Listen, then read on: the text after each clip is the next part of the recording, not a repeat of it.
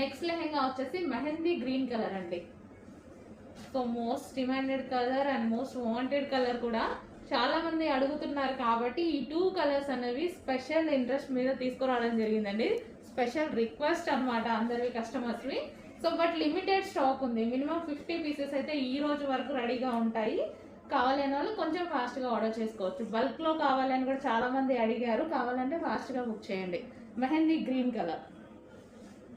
So గేరా అయితే మన దగ్గర యాజ్ యూజువల్ ఎప్పుడు ఎలాగైతే పెట్టామో అలాగే పెట్టాము. ఇన్సైడ్ క్యాన్ పట్టి వేయడం జరుగుతుంది.